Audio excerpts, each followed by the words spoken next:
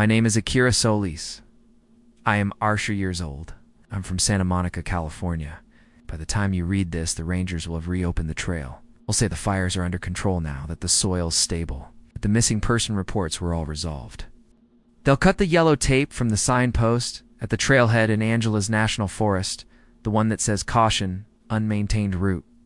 And you'll see boot prints baked into the dust, graffiti carved into the wooden railings, a world pretending to be normal. But I know what's really buried in those switchbacks. I know because I walked out, alone, the others. No, let me do this the right way. If I start from the end, I'll lose my nerve again. I'll tell you everything. Just remember, I'm not the hero of this story. I'm the one who lied to everyone first. 1. The ones who went up the mountain we were for. Me, Akira Solis, city kid from Santa Monica who pretended the Pacific's endless horizon meant freedom, instead of an exit sign. I was the one who suggested the trip. The one who sent the group chat link to the forgotten trail on the far side of Angela's National Forest. Switchback scar that had been closed after a wildfire and a string of hikers disappearing. I told them it'd be a challenge. I did not tell them that I'd been hearing the mountain's voice in my dreams for weeks. The second was Reina Matsuda, 19, from San Jose. On campus, everyone called her Matsuda Senpai because she was terrifying with a laptop and gentle with people. She was the quiet tech genius type, hoodies, headphones, eyes that saw way too much code and way too little sunlight. Reina's fear was simple and sharp. She hated the idea of being powerless. Watching something happen and not being able to debug it, fix it, control it. The third was Diego Marin, Arsha, from Fresno, desert sun in human form. A firefighter trainee with sunburnt cheeks and a laugh that hit like a sudden drumline. Diego pretended to be fearless, making jokes about everything, but I'd seen him flinch. At the smell of smoke once, his knuckles white on the steering wheel. He'd lost a cousin in a wildfire years ago in the Shasta region. He never talked about it, but the silence around that story burned hotter than any flame. The last was Liliana Lily Cruz, 18, from Santa Barbara. Painter, surfer, part-time server, full-time chaos. She had salt wind in her hair and paint under her nails. On Instagram, her art was all bright ocean murals and sun-drenched cliffs. But whenever she sketched in class, dark roots and tangled shadows crawled through the margins. Lily feared one thing more than death, being forgotten. She pushed everything to extremes to make sure no one could ever erase her. We met at dawn in the near-empty parking lot, asphalt still damp with coastal fog that drifted in from the Pacific. The mountains loomed in the distance, a jagged shadow beyond the freeway haze. Last chance to bail, Reina said, adjusting her glasses. Her backpack looked heavier than she was. This trail's off the official maps for a reason. I checked the old ranger logs. It got closed after multiple missing person cases and a landslide that never fully stabilized. Diego swung his pack up with one arm, which makes it metal as hell. Come on, Matsuda, live a little. Stick together. We're fine. Lily grinned, looping her camera around her neck. If we do die, at least the vibe will be immaculate. Overgrown, cursed, atmospheric. All my best hashtags. I laughed with them. It sounded normal. It sounded like any other group of college kids chasing an adrenaline high. But my heart was pounding for a different reason. Against the mountains. Voice, low and breathless, like wind echoing through canyons, was already whispering under my skin. You're late, Akira, it sighed. You said you'd come alone. 2. The trail that should have stayed closed. The road up twisted through dry canyons where desert heat shimmered off the guardrails, making the world look like it was bending, melting, resetting.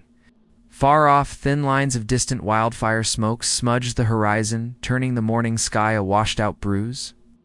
By the time we reached the old trailhead, the sun was sharp enough to cut.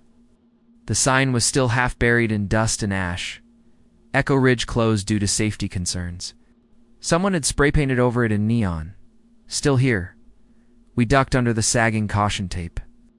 The trail started as a narrow dust path etched into the side of the mountain, switchbacks dropping down into a canyon filled with scrub, scattered pines, and blackened trunks from an old burn. The air was dry, but underneath there was a chill that clung to the back of my neck. As we hiked, Diego kept the energy bright, narrating like we were in an adventure anime. In episode 1, he said dramatically, the plucky party climbs into the domain of the cursed mountain god. Will they survive? It's probably not, but they'll look awesome trying. Domain expansions don't work in real life, Raina muttered, checking coordinates on her phone. Also, this signal's dropping faster than my GPA during midterms. Lily walked a little ahead, filming with her phone. No, guys, the vibes are perfect. Ash off dirt, melted guardrails, and holy crap. Look, she pointed to a section where the trail narrowed between boulders. Overgrown, abandoned switchbacks. Peak horrorcore, she was right. Ahead, the path vanished into waist-high brush. The overgrown root looked like the earth was slowly swallowing it. Dry grass hissed in the wind. Beyond that, the canyon dropped into shadow. My chest tightened. This was it. This was the place for my dreams. Last week I'd seen it in my sleep, but not like this. In the dream, the canyon hadn't been dry. It had been filled with something alive, shifting under the surface like a sea of shadows breathing in sync. The mountain's whisper stirred again. You brought more. Interesting. I squeezed my trekking pole until my knuckles ached. Kira. Raina's voice cut through, soft but sharp. You zoning out? I'm fine, I lied. Just altitude. We weren't even that high yet. 3. The first wrong thing, we pushed through the brush, branches clawing at our clothes. The trail beyond was narrower, the soil softer, like it hadn't been walked in years. Then, gradually, the air changed. At first it was just cooler, thin, unnatural chill sliding over our sweat. Then the light dimmed, not like a cloud passing the sun, but like someone was slowly turning a dimmer switch on reality itself. We rounded a bend, and the canyon opened into a shallow basin. That was where we saw them, boot prints, a lot of them fresh. They stamped the soft dirt, weaving in a messy spiral. Some overlapped, some doubled back as if the person had been pacing. But there was something wrong about them. They're all the same size, Raina whispered, kneeling. Her glasses slid down her nose as she frowned. Same tread pattern, same stride. This is one person going in circles. Diego crouched beside her. Be a trail runner turned around or something. Lily zoomed in with her camera. Look, she pointed at the center of the spiral. The prints stopped there. Vanished. No sign of the person walking out again. No scuff. No leap. Just gone. A shiver climbed my spine, vertebra by vertebra. In my dream, I had seen this too, except the footprints hadn't just stopped. They'd sunk slowly into the breathing ground. Okay, Raina stood, dusting her hands off, her expression tight. We should mark this and send coordinates to the rangers when we get back. But there's no reception. I could hike back up, call it in, then come back down. Diego offered quickly. I felt the mountain press against my eardrums. Hungry. Oh. No, it hissed. Stay. Let them stay. My mouth moved before I could think. If someone was hurt, they're not still here. These prints are at least a day old. The sun would have dried them otherwise. I had no idea if that was true. Raina looked at me, eyes searching. You sound sure. Why watch way too many survival videos? I said with a shrug, forcing a grin. It was enough. Barely. We kept going. It was the first wrong thing. 4 fault lines in the group. The basin narrowed into a gorge. Walls climbing steep on either side. Echoes bounced in the canyon, exaggerating our footsteps, making it sound like someone else walked just out of sight behind us. Lily hummed an anime, opening under her breath, the tune distorted by the echoes until it sounded like a choir of off-key ghosts. Diego asked Raina about her latest project, some AI model she was training. She lit up, hands moving as she explained, until she caught herself and went quiet again, like she'd shared too much. You know, Diego said lightly, we're all scared of stuff, but you never say what you're scared of, Raina? I do, she protested. Spiders don't count. She hesitated, then looked away. I'm scared of not being able to save people. It hung between us, strangely heavy. What? You're not a doctor yet, Lily reminded her softly. Exactly. Raina's mouth twisted. Right now, I'm just someone who watches things happen on a screen. Diego's usual jokes died on his tongue. We all had scars we tried not to show.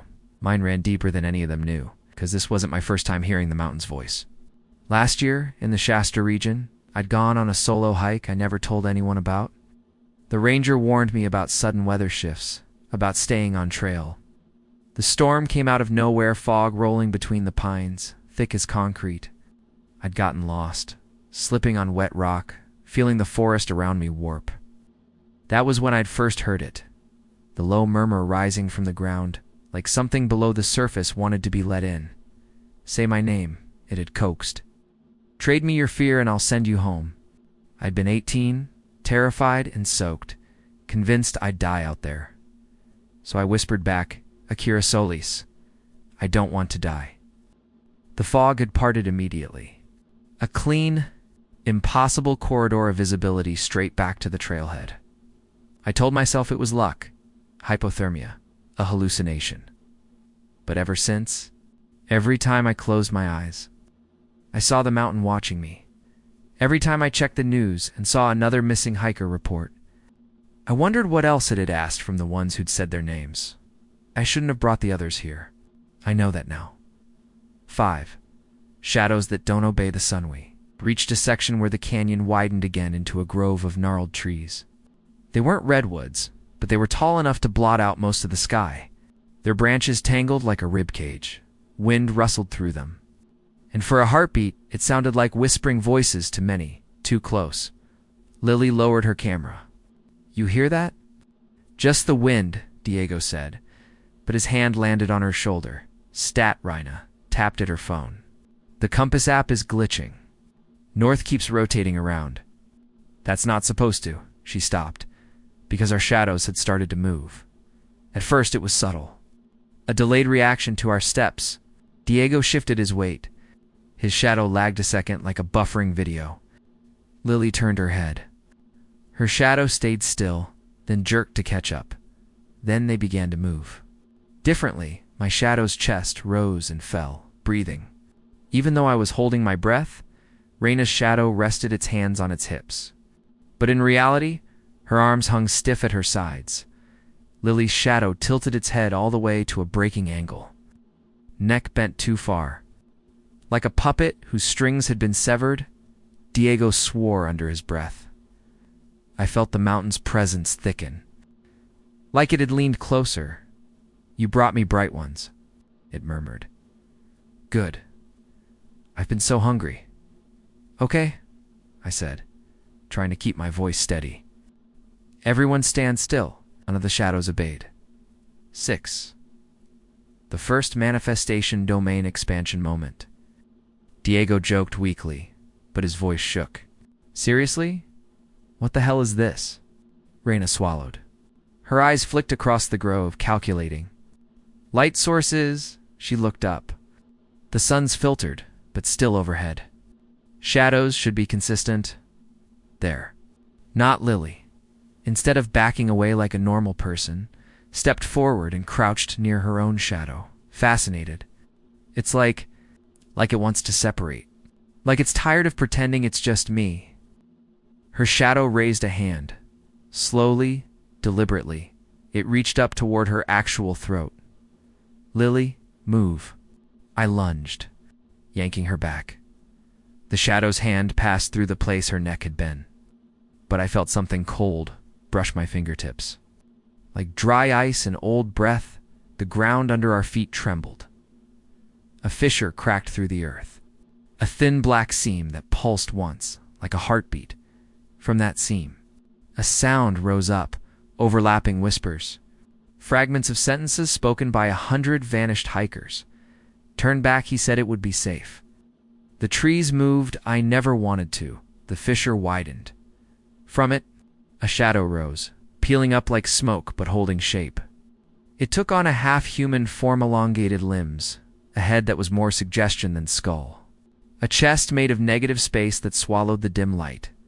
Its face was featureless, until it turned toward me then, like ink bleeding through paper. Eyes and a mouth formed in its darkness. Outlines drawn from my memory, it wore my face. Not exactly. Wrong, like a dream, eyes too empty, smile too wide. But close enough, Akira, it said in my voice. You came back. Cherry candy panic. One thought cut clear. This was my fault. This thing, the mountain spirit, the curse, whatever it was, had my name, my voice. And now it had space to grow. Because I'd brought more souls for it to feed on 7.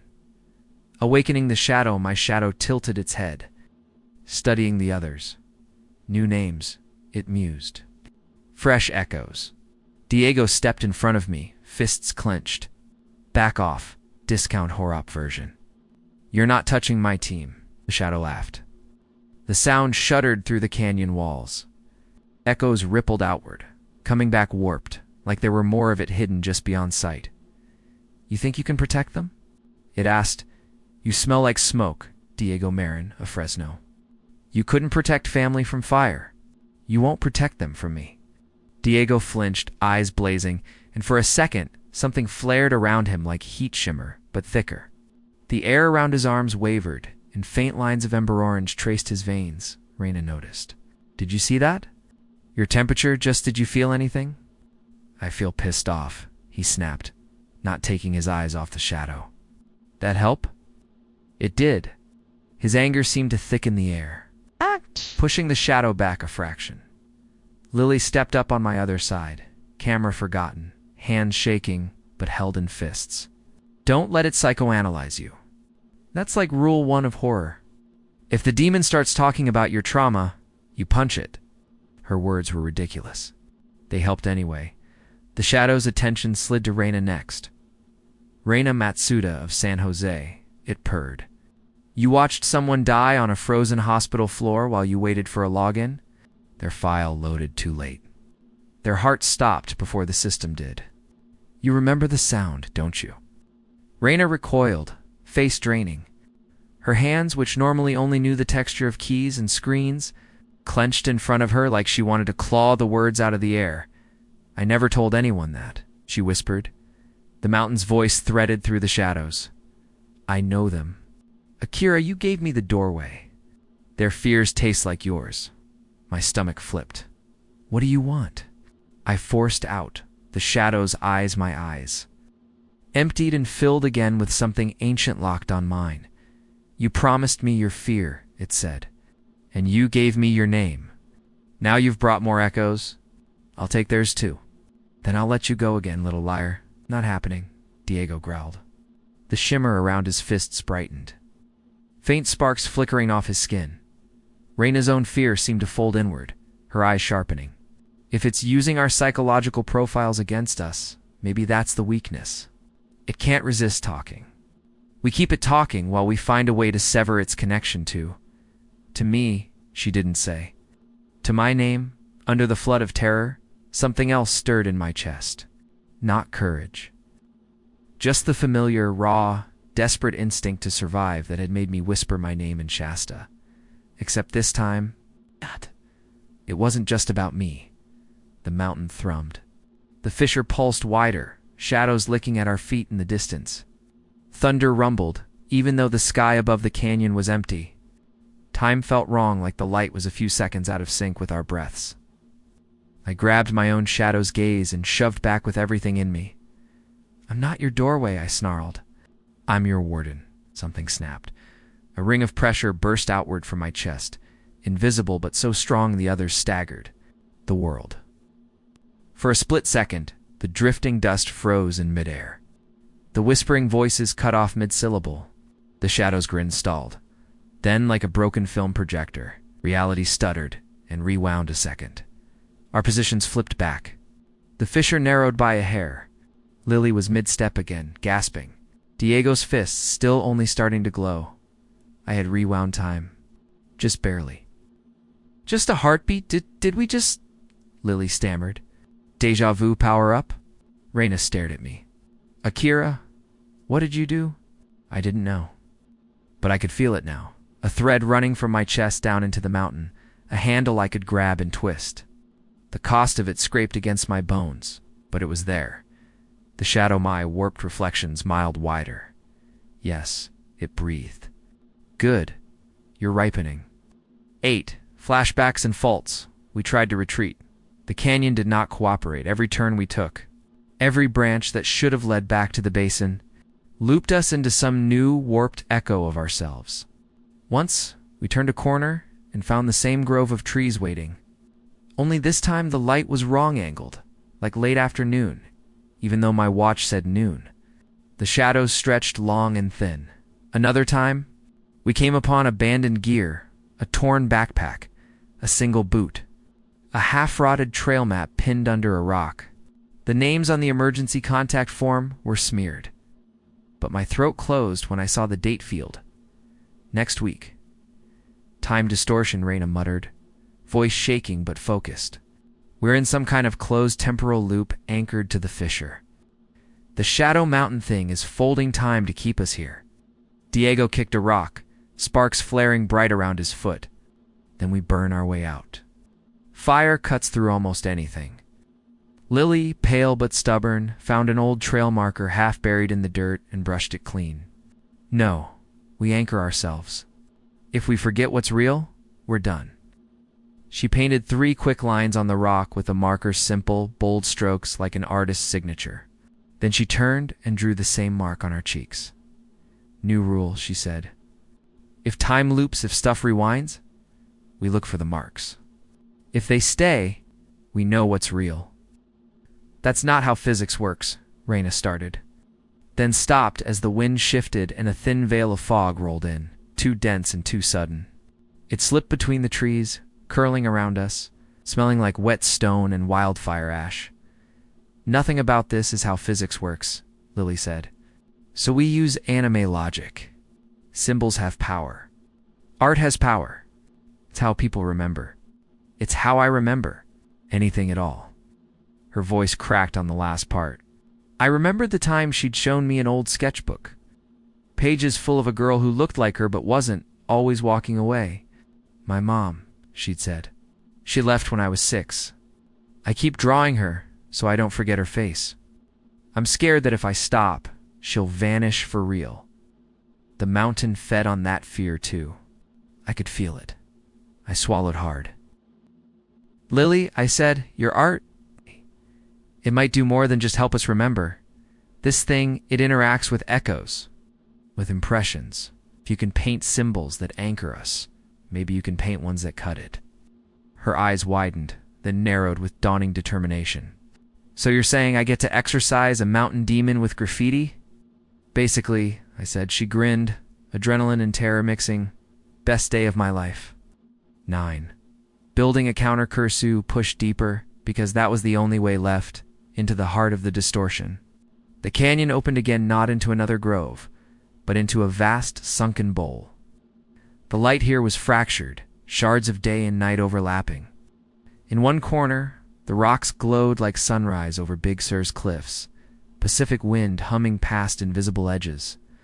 In another, the pillars of charred trunks towered like Humboldt redwoods, fog slithering at their feet.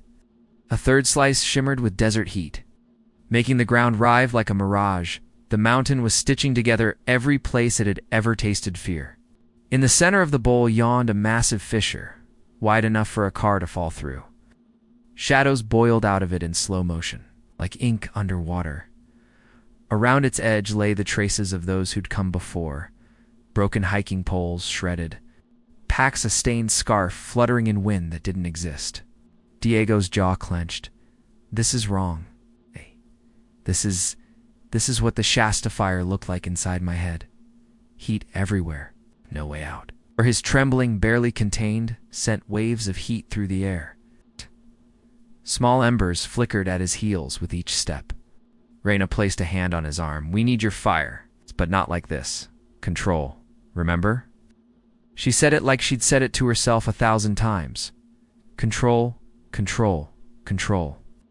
As if willpower alone could overwrite trauma, the shadow wearing. My face rose taller at the fissure's edge.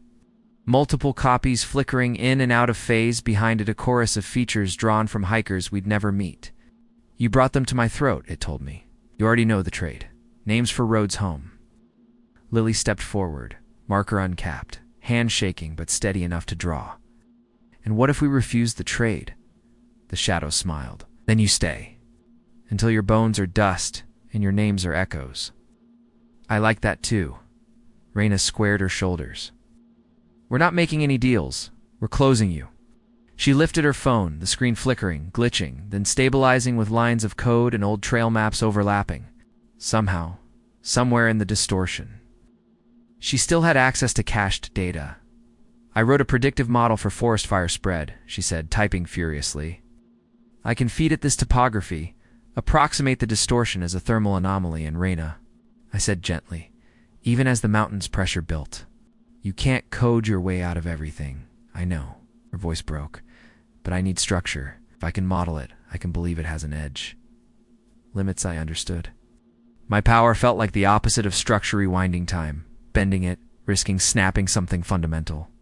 Every time I tugged that invisible thread, pain flared along my spine. It's like I was grinding away my own timeline.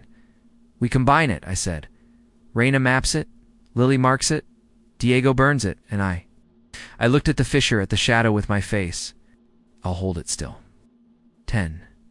The battle at the throat of the mountain, the air thickened as the shadow clone of me stepped down from the fissure's edge. Each of its footsteps left no physical mark, but the world dimmed where it passed, colors draining. Come, Akira, it crooned. Just like before. Say your name. Say theirs. I'll let you go again. Memories surged up Shasta, fog, the desperate relief of following an impossible clear path back to safety. The shame of never telling anyone what exactly I'd given to escape. I'd said my name. It shouldn't have been enough. But maybe it wasn't just my name. Maybe it was my fear that sealed the deal. I stepped forward, the others behind me. My name is Akira Solis, I said again, voice shaking but loud. I'm the idiot who thought surviving once made me special. That it meant I could walk back into your mouth and not get swallowed? The shadow laughed softly. It did make you special. You were my seed. Yeah, then here's the twist. I raised my chin. I'm not alone this time. I yanked on the thread in my chest. The world lurched. Time didn't rewind. Not exactly. Instead it split. The bowl, the fissure, the shadow, everything doubled for a second, like a bad special effect. Then simplified into two paths only I could see. One where I hesitated and everything went dark. Another where I stepped forward and I chose. Light snapped back. Pain ripped down my spine, but I stayed standing now.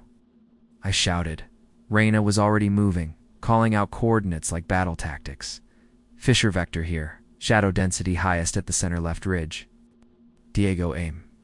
Your heat there, concentrated blast, Diego roared, and the air around him ignited into a controlled inferno. Flames licked his arms without burning flesh. Swirling into a spinning arc, he hurled toward the designated spot. Fire hit shadow. The fissure shrieked. Sound exploding up and out, rattling the rocks. Echoes shattered like glass, shards of voices breaking into static. The shadow me staggered, its form flickering. Lily darted along the edge of the fissure, drawing furious strokes on rocks, on the ground, even in the air her marker, leaving glowing lines that hung like neon graffiti. Symbols from her art, from her heart, eyes watching, hands holding, roots wrapping around cracks. Each symbol she drew pulsed, then sank into the world, anchoring fragments of time. This is my mountain now, she yelled, hair whipping in invisible wind. My canvas, my rules. Reyna's fingers flew over her screen, her predictive model blazing through scenarios. Temporal flux spiking. Kira, if you're going to freeze it, do it now. I faced my shadow, who was rapidly losing shape, its features melting, crystallizing, trying to hold. It lunged. I didn't move. Instead, I jumped backwards in time. I grabbed the moment like a physical rope, looped it around the shadow's outstretched hand, and yanked. The world leapt, the shadow froze mid-lunge. Everything else kept moving. My chest burned like I'd swallowed embers. But I held on, teeth gritted, anchoring that one fragment of time in place. Seal it, I gasped. Reyna screamed coordinates. Diego poured fire into the frozen shadow, flames chewing at its stalled form. Lily ran in close and slapped her hand over its chest. Marker drawing a final symbol, a spiral, not one leading inward but outward. An exit. A refusal. I won't forget you, she whispered to the missing hikers, to her mother, to all the ghosts in this mountain. But I won't stay with you either. The spiral flared white-hot. The fissure convulsed. The shadow shattered. A shock wave ripped through the bowl, knocking us all off our feet. The sky overhead flickered, cycling through sunrise, noon, sunset, night. Then settling somewhere close to late afternoon, the fog in the redwood slices evaporated. The heat shimmer in the desert slices stilled.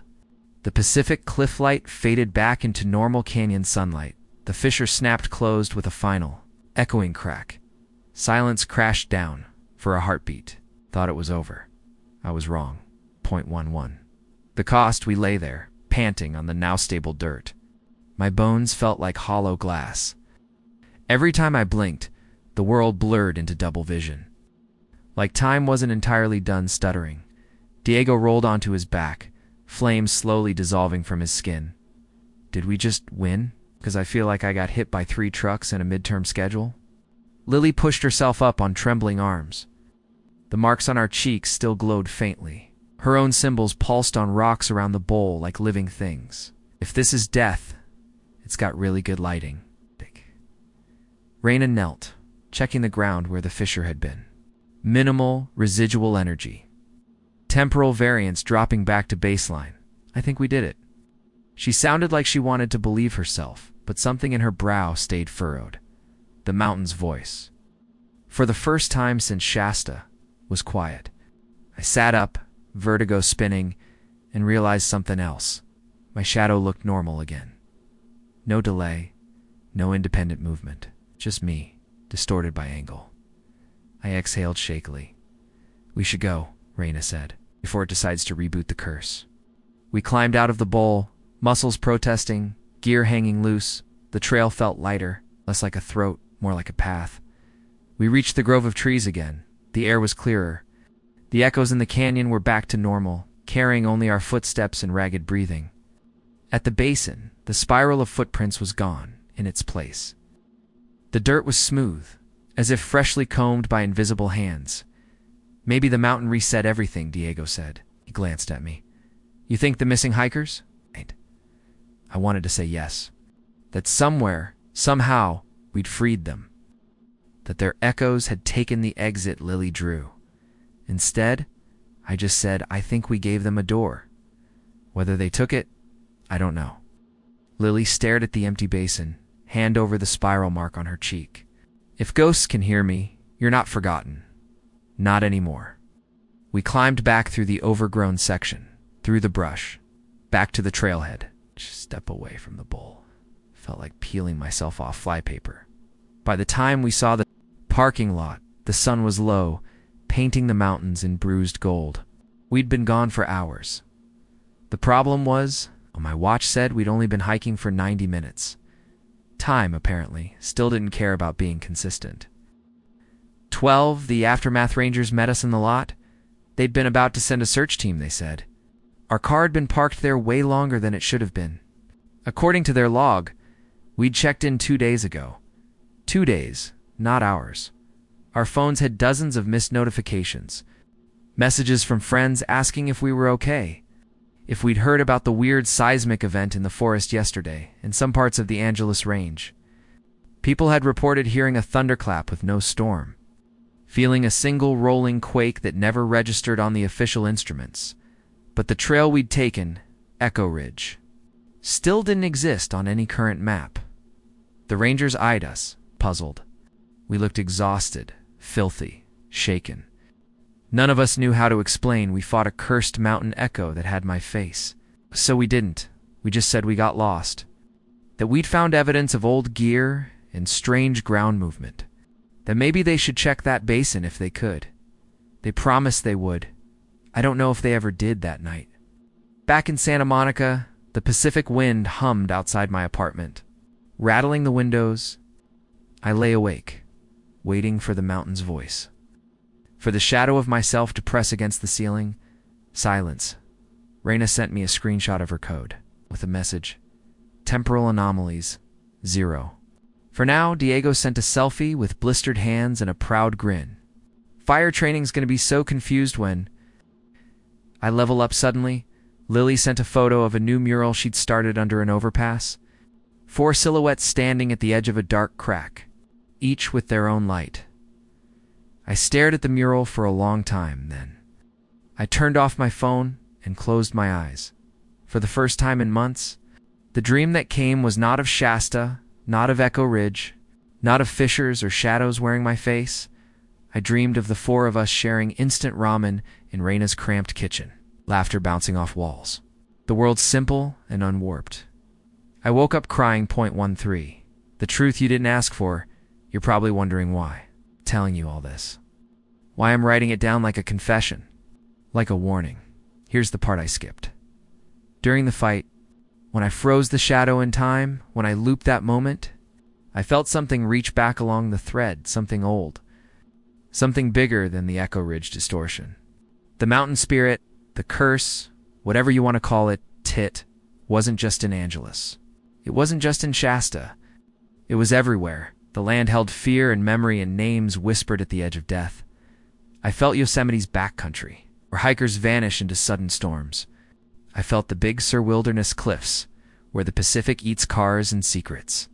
I felt the Humboldt redwoods, fog rolling through trunks older than our history. I felt the Shasta region again, the place I first made my bargain. Fear doesn't stay in one place. It echoes. We didn't kill the thing down there. We hurt one fragment of it, closed one of its throats. But when I yanked on the thread of time, I did more than freeze the shadow. I tied myself to the network of whatever dash it dashes now. Sometimes when the wind hits just right, I hear not one voice, but many layered whispers from cliffs. Forests, deserts, canyons. Not words exactly, just awareness and names. My friends think the worst is over. Raina sleeps with her phone under the pillow, just in case an anomaly pings. Diego trains harder, fire wrapping his fists in secret.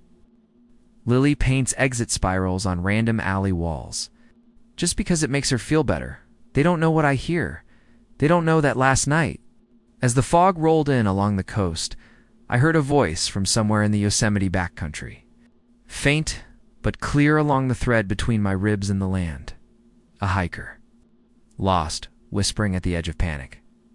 "My name is Rohan Velasquez," he said. "I don't want to die here," the mountain answered, and so did I. Because that's my curse now.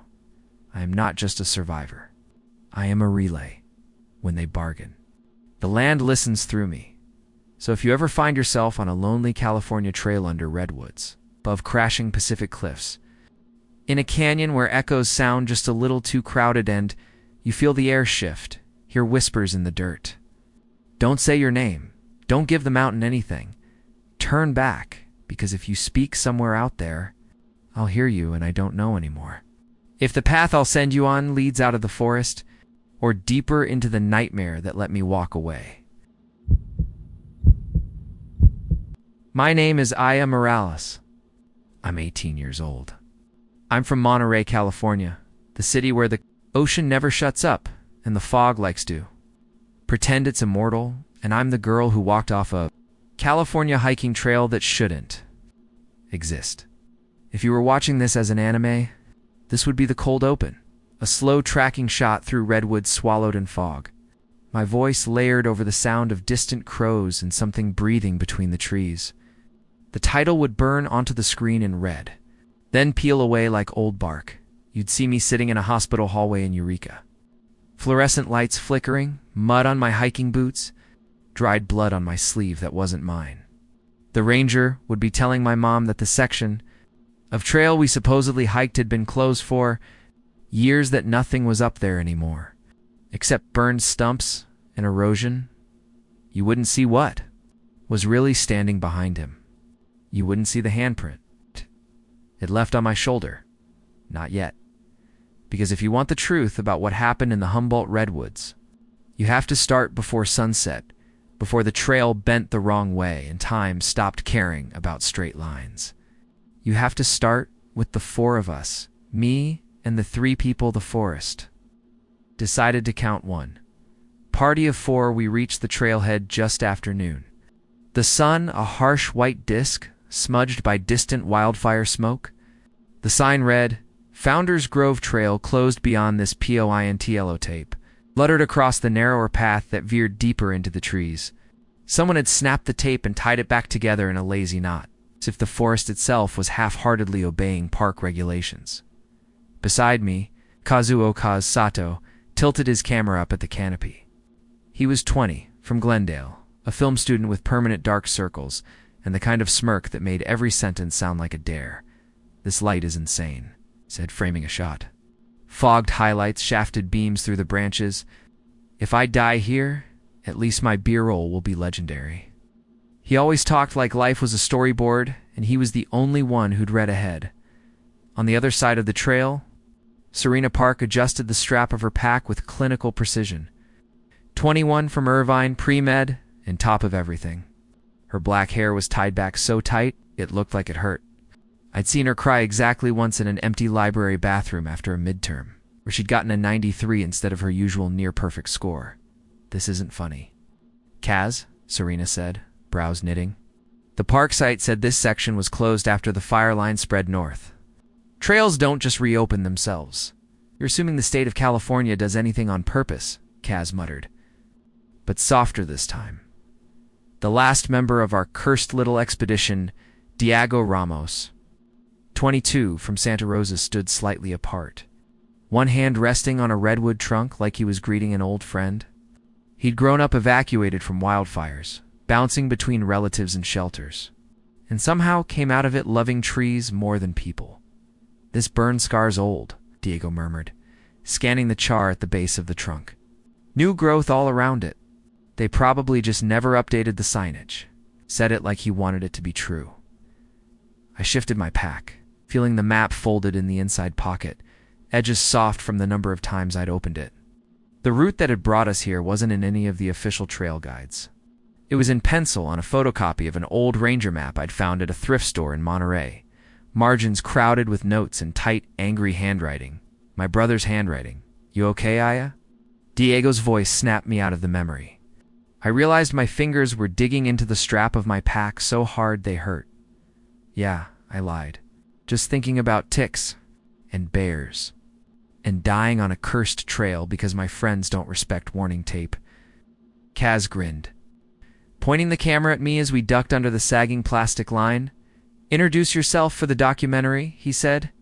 "Name, age, hometown, and what you'll regret never doing after you're devoured by forest ghosts." I looked into the lens. In another universe, this is where I would have turned back. "Aya Morales," I said, 18, from Monterey, and I already regret agreeing to let you film my last words. The shutter clicked.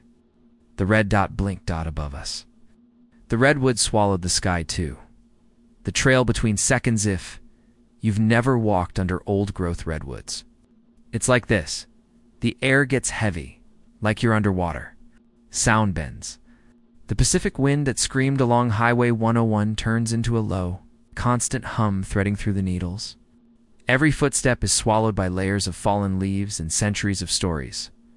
Fog rolled between the trunks and pale ribbons, catching sunlight and breaking it into soft, moving pillars. Far above, branches tangled into shadow. And every so often, a ray of light speared through like a spotlight, picking out random branches and patches of moss. Like the forest was highlighting its own favorite details. Naturally, filmed everything. "Look at this," he murmured, walking backward to get a wider shot. "It's like a cathedral built by something that's never heard of humans." "Watch your step," Serena said sharply. "You're going to trip over a route and crack your head on a million-year-old tree." "Technically, they're not a million metaphor, Diego," she snapped. He shrugged, unbothered, falling into step beside me instead.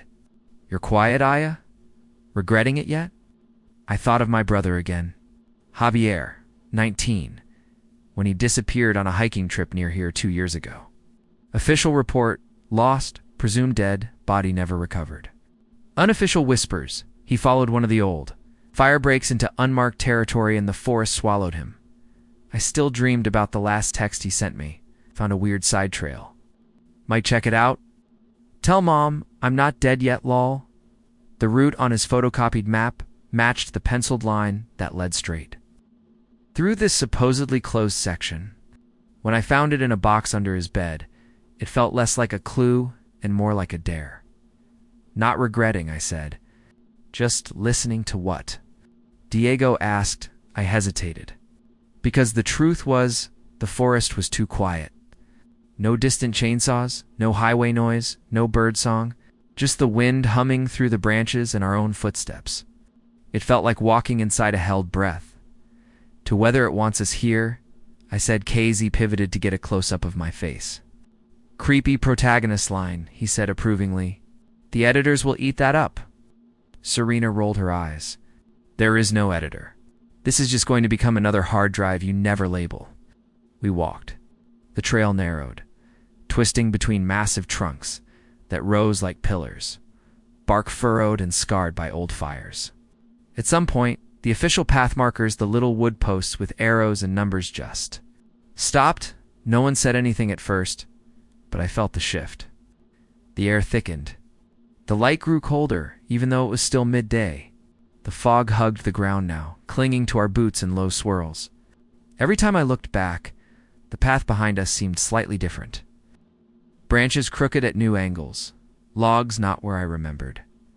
We should have hit the footbridge by now, Serena said.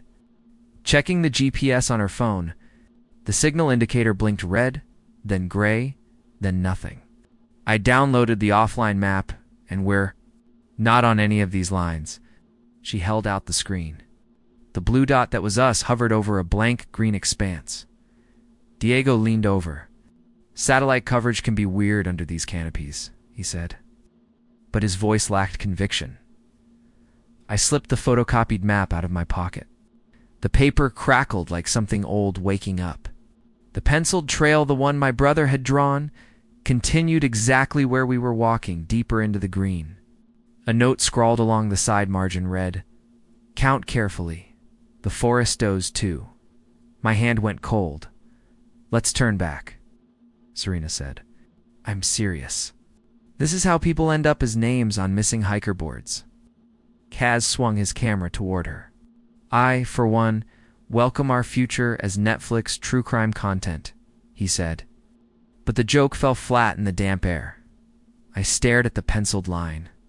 At the tiny X, near the center, labeled in cramped letters, voice marker? My brother had circled it 3 times. "We're already halfway," I said. I didn't know if it was true, but it felt like something the leader of a party should say. If we turn back now, we'll just waste the daylight. We follow the map, hit the X, then loop back to the main trail. Easy. Serena's gaze cut to the map, to my face, back again. This is about Javier, isn't it? The name hit harder than the air. For a moment, the forest dimmed, sound rushing away like a receding tide. "Yeah," I said softly. "If there's even a chance he came this way. I need to see where it leads." Diego rested a hand on my shoulder. Warm, steady. "Then we go," he said. "Together." Kaz zoomed in, capturing the way my fingers tightened around the map. "Fine," Serena sighed, pushing her glasses higher. "But if we die, I'm haunting you personally." "Aya, the thing about promises like that is, the forest hears them too." 3. The missing voices. We found the first sign at what should have been the FOOTBRIDGE instead. The trail opened onto a dry creek bed, stones slick with moss. The air felt cooler down there, the fog pooling in the depression like water. On the far bank, a once wooden sign leaned at an angle. Letters almost completely devoured by lichen. Kaz scraped some of it away with careful fingers. His face shifted as the words emerged. "In memory of those who never came back, please respect trail, CLOR, beneath that, carved deeper, rougher, as if by a pocket knife rather than an official tool. It counts wrong on purpose." "What does that even mean?" Diego whispered. Serena scanned the creek, hugging herself against the chill. "Probably just some edgy teenager," she said, but her voice betrayed her. I stepped closer. The carved lines were old, edges softened by rain, but the letters still held their shape like they refused to erode. "I told you," I murmured. The forest counts. Kaz panned the camera slowly across the sign, the creek bed, our faces. How many of us are there? He asked suddenly. I looked at him, annoyed. 4? Obviously. Aya, Diego, me, Serena, he counted, pointing with the camera. Right, just checking. It was a stupid question. We moved on. Later, I would replay that moment in my head and realize I never counted us before that. Not really. The forest had already started. As we climbed, the trees grew denser. The light thinned until it felt like late afternoon instead of early afternoon. My watch said one thing. My body said another. That's the first rule of trails that shouldn't exist. Time. Slips. We started hearing things. At first it was just echoes, the soft scuff of footsteps behind us. A twig snapping, a low whisper that could have been whined through branches. Every time I turned, there was nothing but mist and trunks fading into gray distance. Then we heard the laughter. It drifted down the slope from somewhere ahead. High and sharp, like kids playing hide and seek. Kaz lowered his camera slowly. Diego's grip on his trekking pole tightened until his knuckles went white. There aren't any other cars at the trailhead. And this area is supposed to be closed. No campers. No families. The laughter came again, threaded with words we couldn't quite make out. My skin prickled. There was something wrong about the way the sound moved too fast. Skipping between trees like a skipping record, my brother's note on the map. Next to the X suddenly felt less like speculation and more like warning. Voice marker.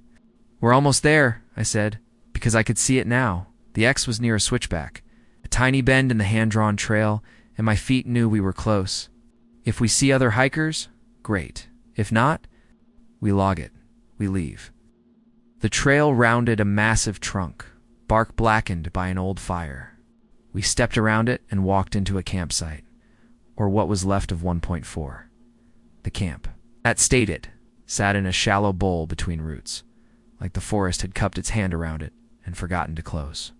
3 tents, colors washed to gray by time and dirt, sagged in place as if their occupants had just stepped out for a moment years ago. A circle of stones held the ash of a long-dead fire. Rust flaked off a metal mug half buried in the soil. A faded blue backpack leaned against a log, strapped stiff with moss. The whole scene was covered in a thin skin of green, as if nature had tried to digest it and got distracted halfway through. Diego exhaled slowly. This shouldn't be here. There's no way rangers would leave an abandoned camp like this, Serena said. They'd have packed everything out, lest they never found it. Kaz's voice was lower than I'd ever heard it. The camera word, as he took in every angle. Unless it moves. I walked to the fire ring. Something pale lay half buried in the ash. I knelt, brushing it aside, and froze. It was a Polaroid. The image was faded, colors bleeding at the edges, but I could make out 4 silhouettes standing in the same clearing. Same angle, same massive burned trunk in the background. For hikers, faces blurred, outlines wrong.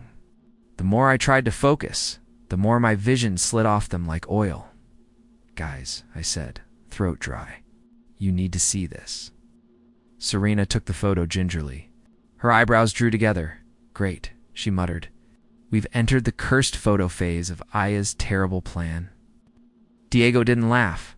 He pointed past the tents. Look, he said. Footprints. They led away from the camp, deeper into the trees, for sets, impressed in the moss, as if recently made edges crisp. But the ground was too soft. A footprint that clean shouldn't last more than a day or two, and these looked suspended, preserved. Ka zoomed in on them. 4, he whispered. Again. Something moved at the edge of the clearing.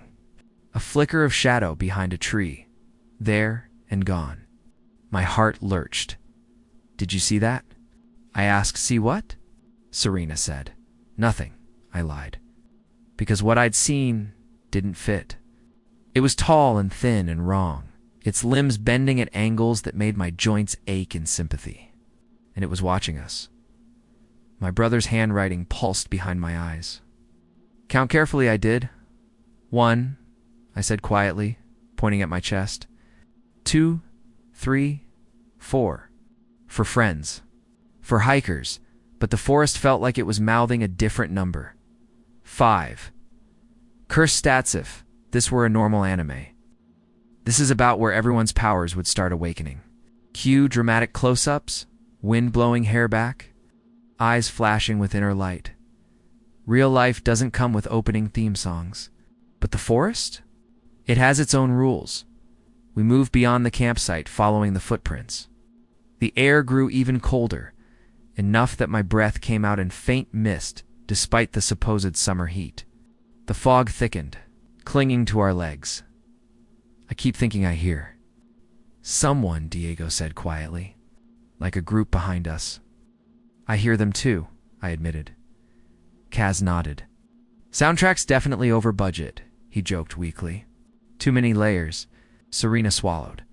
I don't hear anything, she said. Just you three being creepy on purpose.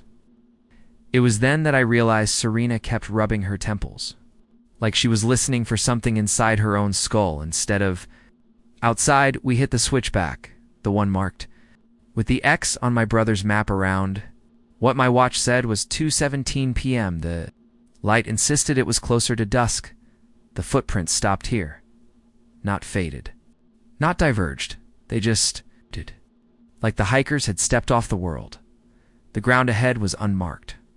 Moss pristine. Okay, Serena said, voice pitched too high. We've seen enough.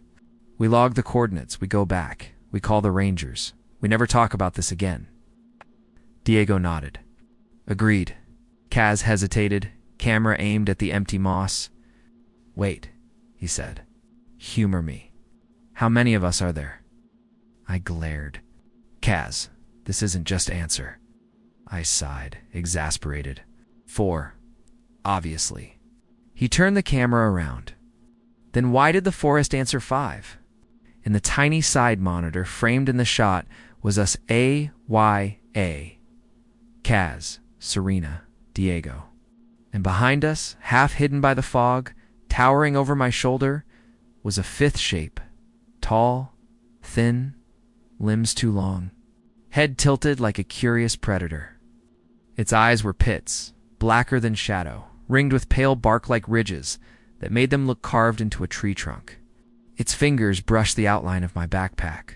I spun around. Nothing but trees. But the air behind me was colder.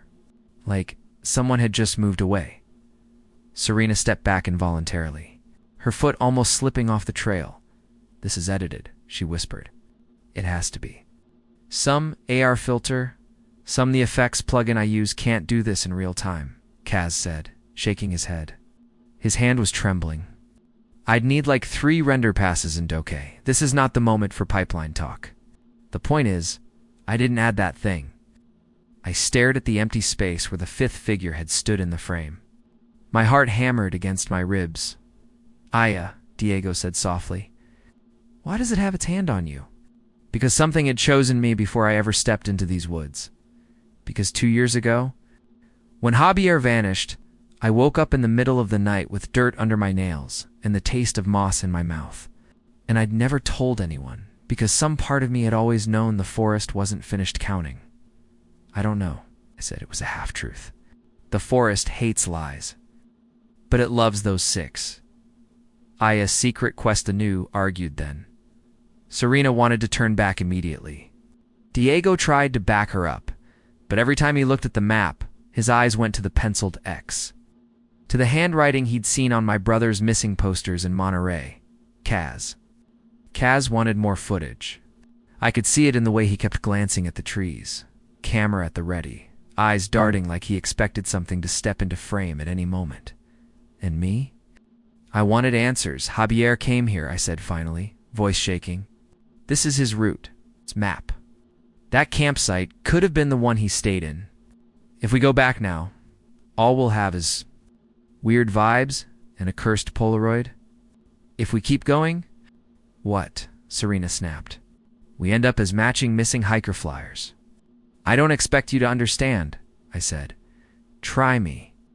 So I told them about my brother's obsession with liminal spaces that were both one thing and another. About the way he'd talk about thin spots in the world, where reality wore out and something else shone through.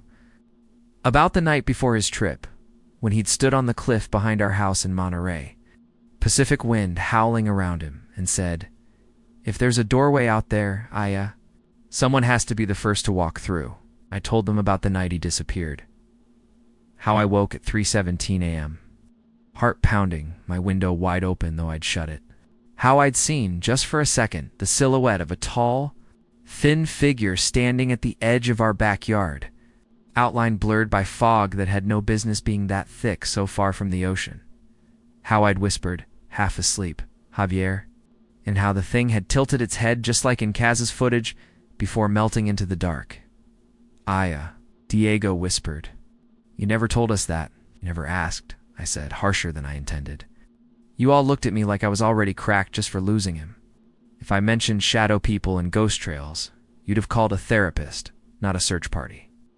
Serena's shoulders dropped, guilt carving into her features. "We just didn't want to lose you too," she said. "Newsflash," I said, spreading my arms to indicate the forest. Too late. Fog drifted between us, cold and damp. For a moment, no one spoke. Then Kaz cleared his throat. "Look," he said slowly. "Narratively speaking, oh my God," Serena groaned. "We're at the point of no return," he continued. "We either cut to a montage of us trudging back to the car, roll credits, and this whole thing becomes a very boring student film, or we keep going and find out why a Reddit horror thread came to life." He turned to me. "This is your story, Aya. You're the protagonist. What do you want?" The forest leaned in, listening. My heart, stupid and loyal, answered, "I want to know what took my brother," I said, "and why it keeps counting us." Diego closed his eyes for a long second. When he opened them, something steadier burned there. "Then I'm with you," he said. "But we set a turnaround time. If we're not heading back by actual sunset, whatever that means, here we go, no matter what." Serena pinched the bridge of her nose, muttering something in Korean under her breath. Finally, she looked up. "You're all idiots," she said. "And I hate you." She hoisted her pack higher. "Let's go meet your forest demon, 7. Awakening farther along, the trail stopped, pretending it was a trail. It became a suggestion, a series of slightly less mossy patches. The faint echo of footsteps, where the ground felt thinner. Shadows grew longer, even though there was no clear source of light. The fog rose higher, braiding around the trunks, turning them into pillars, disappearing into gray. The trees themselves seemed to lean closer together, branches knitting overhead, till the sky was just a rumor. We started seeing marks, scratches carved into bark at shoulder height. They weren't ranger blazes. The lines were jagged, overlapping, forming symbols that hurt to look at circles with too many spokes. Triangles nested into each other in impossible ways. Numbers that counted past 10 and then started counting something else. Kaz filmed them all, his breath shallow. "I swear they're moving," he said. "Like, frame to frame, they're different. It's like they're being rewritten," Serena murmured, touching one lightly. Her fingers snapped back as if burned. A thin line of blood welled on her skin. "Are you okay?" Diego asked, grabbing her hand. "It's nothing," she said, but her pupils were blown, her gaze distant. "It just felt loud, loud." I repeated. "In my head," she said, "like someone yelling numbers all at once." We exchanged a look, the forest counts, as we walked. I began noticing something else. Faint red threads. No thicker than fishing lines stretched between the trees. At first I thought they were spider webs, catching the light, but they were too precise, forming geometric patterns in the air grids and spirals, shapes that mirrored the carvings on the bark. They didn't seem to touch the others. Only me. When I brushed against one, images flashed behind my eyes brief. Violent clips, like a trailer from someone else's life. Hikers I'd never met, faces blurring as they stepped onto the trail. A man with a Yosemite patch on his backpack, glancing over his shoulder at something we couldn't see. A girl in a bright yellow beanie standing at the same creek bed we'd crossed, staring at the carved sign with hollow eyes. Every time, the same sensation, someone counting. Not out loud, but in the bones of the forest. 1, 2, 3, 4. 5, I whispered once, and the thread snapped with a sound like distant thunder. A shock ran up my arm, leaving my fingers buzzing. "Aya," Diego said, catching my elbow. "You're shaking, just—" "Low blood sugar," I lied. I wasn't the only one changing. Diego moved like he knew the trees intimately, stepping around roots without looking, hand brushing certain trunks as if greeting old allies. When he closed his eyes, he could predict where the trail would curve before we saw it. At one point, he stopped us short just before a rotten log that would have collapsed under our combined weight. "Something's wrong with the heartwood here," he murmured, palm pressed to the air inches above it. "I can feel it." Serena, who had always been surgically precise, started seeing things. Patterns in the fog, subtle shifts in the air pressure. She would raise a hand before we heard distant echoing laughter or the soft crunch of leaves. Like she knew the sound was coming. "It's like an MRI of the forest," she said once, voice tight. Layers of noise. I can't shut it off. And Kaz started filming things none of us could see. "Look," he said, showing us footage he'd just taken of the trail ahead. In the frame, shadows moved between the trees, tall and thin and wrong, keeping pace with us. Every so often, one would flicker closer to the lens, its featureless face inches from the glass. Before vanishing, the real trail ahead of us was empty. "Either I'm finally losing it," Kaz said, forcing a grin, "or I've invented a cursed camera filter and I'm going to be famous on exactly the worst corner of the internet." "You're not losing it," I said. "We're just tuning in, like a party of level 1 idiots who accidentally walked into a high-level dungeon," he said. "Speak for yourself," Serena muttered. "I have straight as—" The forest laughed. Not loudly, not in a way that echoed between the trunks.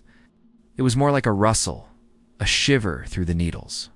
But I felt it nested inside my ribs. We were being curated, thwarted, given abilities that made us better players in its game. Because what's the fun of counting if the pieces don't fight back? 8. The heart of the trail, we reached the clearing, just as my watch ticked. Over to 3:33 p.m., the light said midnight. The trees opened into a wide circle, the ground bare of undergrowth as if something had swept it clean. In the center stood a stump huge, ancient, its surface polished smooth by time and weather. To one side, half buried in moss, leaned a wooden post with the remnants of a sign. The words were almost completely gone, but I could make out one phrase. "Angeles Ridge, CIO and SE2, or Serena frowned. "That doesn't make sense," she said. "We're nowhere near Angeles National Forest." "Maybe we are," Diego whispered. "Maybe this place connects trails, like arteries. Every major hiking route in California, converging here, bleeding into each other. A crossroads for those who stepped off the mapped lines." The idea should have been ridiculous, but as the fog swirled, I realized the trees around the clearing weren't all the same. Some had the towering, straight trunks of Humboldt redwoods. Others sloped and twisted like the pines I'd seen near Mount Shasta. One, far in the back, had bark pale and flaking like the eucalyptus lined along the Big Sur cliffs. My stomach dropped. "This isn't just Humboldt," I whispered. "It's all of them. Every closed, forgotten, overgrown trail. California's dead roots," Kaz said, merged into one. The air hummed, a low vibration that made my teeth ache. I felt the red threads thickening here, crisscrossing the clearing like a spider web. In the center, wrapped around the stump, they were almost solid dropes of glowing crimson pulsing in time with something deep. Underground, my brother's map trembled in my hand. The penciled X sat in the exact center of the clearing. "IA," Serena said. "I don't like this. I really don't like this." "Me neither," I admitted. It didn't matter, because the moment we stepped into the circle, something woke up. 9. The Redwood Watcher. The temperature dropped so fast my breath turned to fog. The wind died. The distant, echoing laughter we'd heard along the trail cut off. Mid-dash peeled silence fell, heavy, expectant. Then the forest exhaled. Shadows poured into the clearing. Spilling from between the trunks like liquid night, they rose, coalescing into tall, thin silhouettes, joints bending wrong, heads tilted at unnatural angles. Their eyes were pits, carved into their faceless heads. Swallowing what little light remained, Kaz's camera whirred frantically, capturing everything. I count. 4. He whispered. No. 5, 6, 7. Diego stepped in front of me instinctively, fingers splayed as if he could push the darkness back. Serena's hands shook, but her gaze was laser-focused, tracking every movement. My heartbeat thundered in my ears. One of the figures stepped forward, taller than the rest. Its limbs were longer, fingertips brushing the ground. Bits of bark clung to its form, patches of moss hanging from its shoulders like tattered cloth. It raised its head. When it spoke, it wasn't with a voice. It was with the creaking of branches in a winter wind, with the distant crackle of a wildfire line. Its words anchored themselves directly in my skull. You brought a camera. The presence was like cold sap, thick and invasive. Kaz swallowed. Do you want me to sign a release form? He said weakly. The shadows shivered. I realized too late that was laughter. You brought 4. Red threads tightened around my wrists, ankles, chest. I looked down and saw them, glowing faintly beneath my skin. Anchored to the stump in the center. The Watcher, because that's what it was. What it had always been. Keeping count of those who wandered too far, tilted its head. 4. Again, images flashed behind my eyes. Hikers in different decades, different clothes, same fear. A group of backpackers in the 70s, hair long and sunburned, realizing too late they were off trail. A trio of rock climbers from Yosemite, ropes coiling like snakes around their ankles. A pair of teenagers in bright athleisure, phones held high like talismans. Their screens full of static. Each group had one thing in common. For it's a pattern, Serena gasped. It takes them in sets. These trails. They're built on 4s, quadrants, Diego murmured. North, south, east, west. For cardinal directions. For points to anchor a doorway, I whispered. The Watcher loomed closer. I could feel its attention like cold hands on my scalp. One missing the words rang inside my skull. One escaped. Javier. My vision blurred. The threads around my chest pulled tighter, constricting. What do you want? I choked out. The shadows rustled, shifting irritably, as if the question annoyed them. Balance, the word reverberated through the clearing. For always, for he left. You came, realization hit like a physical blow. My knees buckled. I replaced him, I whispered. I stepped into his space. Diego grabbed my arm, holding me upright. We're not playing your game, he said through gritted teeth, glaring at the shadows. We're not pieces on your board. The Watcher's head snapped toward him sharply. The ground shuddered. Roots surged from the earth, twisting up like snakes, wrapping around Diego's ankles. He cried out as they dragged him toward the stump, bark biting into his skin. Diego! Serena lunged forward, but a wall of red threads snapped into place between them, crackling with static. She recoiled, hand smoking where she touched it. Kaz's camera rolled on, lens reflecting the writhing roots. If this thing wants 4, we give it 0, he said, voice shaking. Aya, you said the threads respond to you? You broke one, right? Do it again. Cut them. All of them. I don't know how, I said, panic rising. You do, Serena snapped. You saw them before any of us. You're attuned to this counting. You can change the math. She was right. I could feel the numbers now, like beads on a string, sliding against my skin. 1, 2, 3, 4, 4 friends in a clearing. 4 red ropes tying us to the stump. 4 shadows closest to us, circling like vultures. If the forest needed its 4, what happened if I refused to be one of them? My brother's last note pulsed in my mind. It counts wrong on purpose. Then so can I whispered. 10, rewriting the count. I closed my eyes. The forest roared around as branches creaking, roots grinding, fog swirling. Beneath it all, the relentless litany of numbers climbed and fell in strange non-patterns. I focused on the threads wound around my wrists. my chest. On the faint red lines stretching from Serena's spine to the stump, from Diego's struggling legs to the roots, from Kaz's hands to the camera that never stopped recording, the watcher moved closer, shadow eclipsing even the thin light that remained. Do not struggle. Its presence pressed down. Heavy and ancient. Four go in. None come back.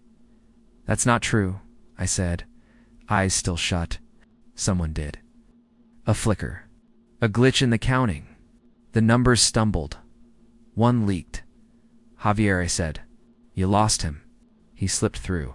The equation broke. A forest hissed, leaves rattling angrily. Maybe I'm not your replacement, I said slowly. Maybe I'm your error handler. It was a stupid metaphor, the kind Kaz usually used when talking about editing software. But it felt right. I wasn't here to complete the pattern. I was here to debug it. I reached for the threads. They were hot and cold at once, like touching dry ice and sunburn. I seized the one anchored in my chest and pulled. Pain lanced through me, bright and sharp. For a moment, I saw other trails, other forest shastas, volcanic slopes, Big Sur's sheer cliffs with waves crashing far below. The mist-choked groves of Mount Tamalpais, all of them threading into this one clearing. The watcher screamed. A sound like trees snapping in a hurricane. I kept pulling. The thread tore free with a sound like ripping canvas. I collapsed to my knees, gasping. For an instant, my heart stopped. Then it thundered back, offbeat. Like a song shifting into a new time signature. Aya, Diego shouted. The roots around his legs loosened slightly. As if the force holding them was distracted, Kaz staggered, camera jolting. But the red line between his hands and the lens frayed at the edges. Serena's thread flickered on and off. Stuttering like a failing fluorescent, the watcher recoiled. Shadow form warping. You cannot break the count. Watch me, I rasped. I grabbed Diego's thread next. Following it from where it dug into his ankles up through the air, to the stump. This time, instead of pulling, I split, in imagining the numbers it represented, branching, dividing. E becomes R becomes Si becomes Ba. For a moment, Diego blurred 2, 3, for after images of him overlapping, each one stepping in a slightly different direction. The forest's counting struggled to keep up. The root holding Diego hesitated and snapped, confused about which version of him to retain. He stumbled free, collapsing beside me. Serena's eyes widened. You're re-indexing the data, she whispered, slipping into the language of science when magic became too much. Kaz swung the camera, sweat beading on his forehead. If she's changing the count, I'm changing the frame, he said. He pointed the lens directly at the watcher. In the viewfinder, the shadow creature's form wavered. Pixels crawled along its edges. The camera's recording timer flickered through numbers too fast to read. Smile for the audience, Kaz growled. You're on tape delay now, the watcher writhed, its shape glitching, parts of it skipping backward and forward like a corrupted video file. Each time it reset, the position of its limbs changed slightly. It tried to step closer and ended up jumping back. Serena, hands still bleeding, pressed her palm flat against the air between us and the stump. I can hear the frequencies, she said through gritted teeth. Neural, environmental. It's using our brains as repeaters. If I invert the signal, she squeezed her eyes shut, concentrating. Her knuckles turned white. Blood dripped from her fingertips, sizzling when it hit the dirt. The hum in the clearing shifted. What had been a steady, oppressive vibration became a high whine, then a low bass thrum. My stomach churned. The red threads shivered. The shadows beyond the watcher flickered like candle flames in a storm. Do it, Aya, Diego said, voice rough. Finish it. The main thread around my chest pulsed, panicked. I could feel the forest scrambling, trying to reassert its perfect 4. Instead, I thought of 5, not as an error, but as a choice. For friends and one missing brother. For hikers and one camera. 4 corners of California's wilderness and a 5th this impossible. Wrong, convergent heart. New rule, I said, forcing myself to my feet. My voice sounded distant, echoing oddly in the clearing. "You don't get to count us." "We count you," I pointed at the watcher. "One," I said. It recoiled. Threads around it tightening at the trees circling the clearing, where shadows pooled like oil too, the red ropes coiling around the stump. 3. The carved symbols on the trunks. 4. Finally, at the hollow in the center of the stump, a dark, yawning hole where the heartwood should have been. 5. For the first time, the forest miscounted itself. The world lurched. Threads snapped like piano wires. Whipping through the air with invisible force, the shadows howled. The watcher's form blew apart, scattering into fragments of darkness that spun around the clearing like a storm of ash-taut time. It's folded for a second, maybe a minute. Maybe a year. I wasn't in the clearing anymore. I was on a sunlit trail in the Shasta region, dust rising underfoot. On a misty ridge in Big Sur, cliffs dropping straight into roaring waves. In a canyon in Angeles National Forest, echoes bouncing between stone walls. In the backcountry near Yosemite, snow glowing blue under a full moon. I saw hikers in all those places, eyes wide. Realizing too late that the path beneath their boots had shifted into something older, I saw Javier. Standing at the edge of this same stump in this same clearing, red threads wrapped around his arms like shackles. He looked up at me. "Aya," he whispered. My heart broke all over again. I tried to come sooner, I said, though I didn't know if the words left my mouth or just my mind. The forest yanked me back. 11. Escape speed. When everything snapped into place again, I was on my knees in the clearing. The fog was thinner, light bleeding in from somewhere above. The oppressive hum was gone, placed by the ordinary rustle of wind through branches. The stump still stood in the center, but the red ropes were gone. The carved symbols on the surrounding trees had faded. Lines soft and indistinct, like old scars finally allowed to heal. Ka lay on his back, the camera clutched to his chest heaving. Serena was slumped against a tree, blood smeared on her palm but already clotting. Diego knelt beside me, hands steady on my shoulder. "Are we live?" Kaz asked. Diego squeezed my shoulder gently. "I think so," he said. I pushed myself up, limbs trembling. The clearing felt different now. Less like the heart of something hungry, more like a wound scarred over. The weird patchwork of tree types remained, but their outlines were clearer. Less blurred at the edges. "Listen," Serena whispered. We did. Birdsong. Distant, but unmistakable. A minute later, the faint sound of a plane passing overhead. That soft, faraway roar that had been completely absent since we'd crossed into the closed trail. The world had come back. How long were we? "In there?" Kaz asked, gesturing vaguely at the air. I checked my watch. The hands had stopped at 3:33. The second hand twitched once, then ticked forward. "It's 3:34, I said. "So, a minute. Or a lifetime. Take your pick." My legs nearly gave out when I tried to stand, but Diego caught me. "Easy," he said. "We still have to get back, assuming the trail is normal again," Serena said. We turned. The path we'd taken into the clearing now looked like an ordinary, if poorly maintained, trail. No more extra threads. The fog thinned with every breath, lifting in slow curls. For a moment, I dared to hope. Then I noticed something at the edge of the clearing. A sign, half buried in leaves. I pulled it free. "Trail closed. Danger. Unstable terrain. Area under a stioran." Below the printed letters, in faint pencil, were 3 words. "You broke." My blood ran cold. "Let's go," I said. We walked. The way back felt shorter, though I knew that was impossible. The creek bed was there, but the carved warning on the sign was almost completely erased. The abandoned campsite was gone. Trees knit tightly where the tents had been, ground undisturbed. "Did we imagine it?" Serena asked, voice small. Kaz hugged the camera tighter. "I have footage," he said. "If we imagined it, we hallucinated the same edit settings." Didn't speak much after that. The forest felt lighter. Less like walking through a held breath. More like a place that simply existed without caring whether or not we were there. When we ducked under the sagging yellow tape at the trailhead, the sudden flood of warm, Smoky air from the outside world nearly knocked me over. The parking lot was exactly as we'd left it. Our car waiting. No ranger trucks. No police tape.